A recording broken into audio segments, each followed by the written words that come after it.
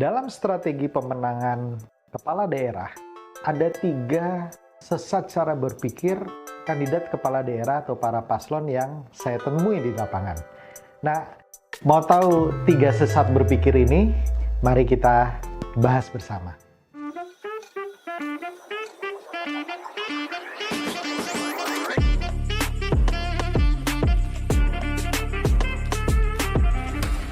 Hai Sobat Politician Academy, bertemu lagi dengan Bogas Chandra, coach dari Politician Academy. Kali ini kita membahas sesuatu yang lebih detail, karena dalam perhitungan saya saat-saat ini, para paslon yang maju di dalam pilkada, mereka sudah mendaftarkan diri dan bersiap-siap menuju penetapan pasangan dan kemudian masuk kepada tahap kampanye.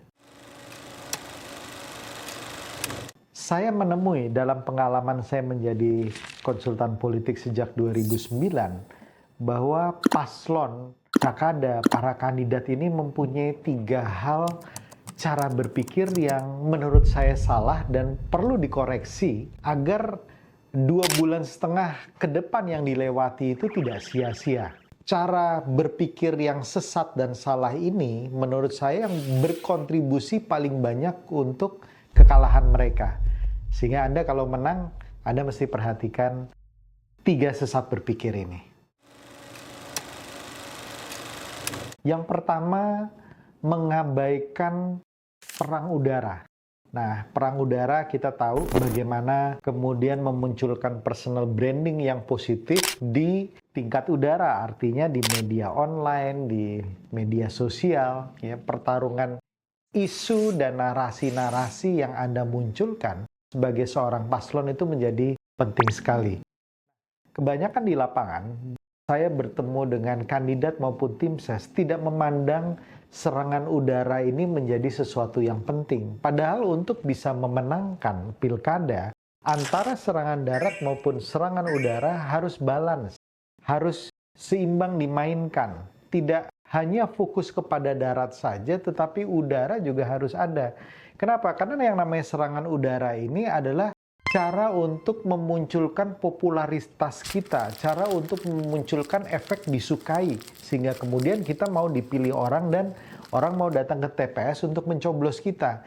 Nah, cara-cara ini sebetulnya cara-cara yang tidak membutuhkan dana yang sebesar serangan darat, tetapi kadang-kadang langkah-langkahnya sering dianggap remeh atau dientengkan oleh calon-calon kepala daerah. Mereka merasa dengan melakukan posting-posting biasa saja sudah cukup, padahal strateginya banyak sekali di sini.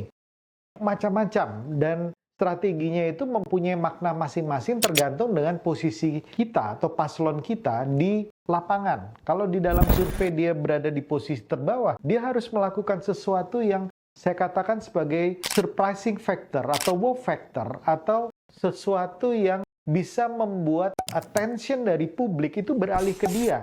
Kalau dia sudah berada di posisi 1 atau posisi 2, dia harus mempertahankan sebaik-baiknya posisi ini. Nah, bagi mereka yang berada di posisi underdog, ini membutuhkan upaya ekstra untuk supaya mereka bisa berdiri sejajar di udara. Kalau kita sudah melakukan serangan udara dengan baik, maka pasukan darat kita masuknya juga menjadi lebih mudah. Di dalam sebuah peperangan kan juga seperti itu ya. Katakanlah drone bergerak dulu, pesawat bergerak dulu, mengamankan posisi masuknya lawan, dan kemudian pasukan darat bisa masuk lebih mudah. Nah, logika ini yang kadang-kadang tidak masuk di kepala paslon gitu ya, dengan berbagai alasan, dan intinya mereka underestimate atau meremehkan serangan udara. Sesat pikir yang kedua adalah berpikir main di ujung saja. Nah, ini saya terus terang sejak 2009 banyak sekali ketemu dengan paslon atau kandidat yang mengatakan, udah kita main di ujung saja, udah main di ujung saja. Main di ujung saja mungkin saya bisa terjemahkan konteks atau konsep mengenai money politik. Bagaimana menyebar amplop yang efektif, bagaimana kemudian menyebarkan sedekah politik ini yang kemudian mempengaruhi. Intinya di sini vote buying. Ya, bagaimana di ujung amplop yang dibagikan bisa terkonversi menjadi suara. Mereka hanya fokus di situ saja. Nah, sekarang saya ingin membuka sebuah fakta bahwa yang namanya politik uang itu sudah menjadi sesuatu yang normal dan lazim di dalam sebuah pilkada. Sekarang katakanlah Anda sebagai salah satu paslon yang memikirkan untuk main di ujung. Bagaimana dengan paslon lainnya? Saya yakin mereka juga sudah memikirkan hal yang sama. Pertanyaan saya satu, katakanlah ada 2 paslon, atau 3 paslon, atau 4 paslon, berapapun paslon. Mereka semua melakukan hal yang sama, mereka semua melakukan money politik di ujung. Lalu siapa yang akan dipilih oleh masyarakat? Ya, katakanlah di daerah Anda harga yang wajar 100.000. Nah, kalau 100.000, paslon A, paslon B, paslon C melakukan hal yang sama 100.000, siapa yang akan dipilih oleh masyarakat? Dalam pengalaman saya, yang akan dipilih oleh masyarakat adalah yang mempunyai kedekatan, yang sudah didatangi, yang sudah disentuh, yang sudah sebelumnya disalami tangannya, ditepuk bahunya, dan memberikan efek yang kesukaan kepada calon pemilih. Kalau Anda hanya main di ujung saja, kemudian Anda meremehkan kunjungan-kunjungan, Anda meremehkan bertemu dengan orang-orang untuk bisa terpilih, ini berbahaya sekali ya. Dan kita harus tahu bahwa algoritma atau cara pemenangan di pileg maupun di pilkada itu beda. Ya, ketokohan menjadi sesuatu yang sangat penting di dalam konteks pilkada. Dan dengan sedikitnya paslon, ya tidak sebanyak pileg tentu saja, dengan sedikitnya paslon, ini paslon yang paling menyentuh masyarakat, mengena di hati masyarakat, itu menjadi sebuah hal yang penting. Ya, sehingga main di ujung Anda tidak akan ada artinya. Kecuali Anda memainkan di ujung dengan jumlah yang sangat besar. Bisa saja terjadi masyarakat akan berubah mendukung Anda. Tetapi yang perlu diingat, bahwa ada kampanye-kampanye yang dilakukan oleh paslon yang tidak memiliki uang banyak, tetapi mereka memiliki popularitas yang tinggi. Dan kampanye yang dikemukakan oleh masyarakat salah satunya, terima saja uangnya, pilih yang ada di hati kamu. Nah, ini kan berbahaya untuk Anda yang mempunyai uang. Bayangkan paslon lain hanya mengeluarkan 50.000, tapi dia dipilih. Anda mengeluarkan 300.000 tapi tidak dipilih. Hati-hati dengan konteks main di ujung. Anda harus rajin untuk datang berkunjung. Anda harus mempunyai titik-titik kunjungan yang banyak. Harus sebanyak mungkin Anda bisa menyentuh masyarakat pemilih Anda. Dan anggap saja ini sebagai sebuah latihan, di mana pada saat Anda menjadi seorang kepala daerah, maka Anda mempunyai hubungan yang baik dengan calon pemilih Anda dan tidak semata-mata transaksional. Kesesatan berpikir yang ketiga berkaitan dengan anggaran. Boleh saya katakan sebagai inkonsistensi anggaran. Artinya bagaimana?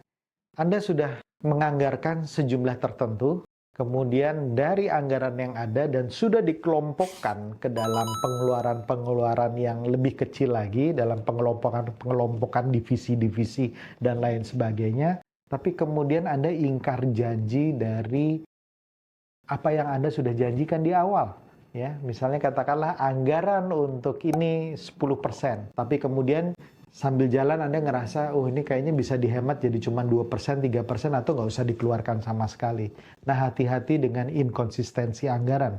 Karena pada saatnya, kalau Anda inkonsistensi, tim Anda bisa meninggalkan Anda. Tim Anda bisa tidak akan percaya dengan Anda. Mungkin Anda berpikir main di ujung. Tetapi kalau di awal tim Anda sudah tidak percaya dengan Anda, maka kegiatan Anda untuk main di ujung pun tidak akan menghasilkan sesuatu yang efektif, karena tim Anda sudah tidak percaya dengan Anda. Nah, hati-hati dengan itu. Membangun kepercayaan terhadap tim harus dari hal-hal kecil. Ya, misalnya Anda sudah menjanjikan insentif tertentu kepada tim Anda. Lakukan itu, berikan hak mereka sesuai yang Anda janjikan. Begitu Anda melanggar dan melakukan inkonsistensi, mulai muncul bibit-bibit ketidakpercayaan terhadap tim Anda, dan ini bahaya sekali. Karena trust, kekompakan, kesolidan yang harus dijaga dalam jangka waktu 2 bulan, itu tidak mudah. Semoga 3 kesesatan berpikir ini tidak ada di dalam kepala Anda, sehingga Anda bisa menjalankan, merencanakan, dan mengeksekusi semua rencana Anda dengan baik. Tentu saja rencana yang terbaik, saya doakan yang terbaik bagi Anda. Semoga Anda bisa memenangkan pilkada ini dan terhindar dari 3 sesat cara berpikir tadi. Semoga bermanfaat dan salam kemenangan.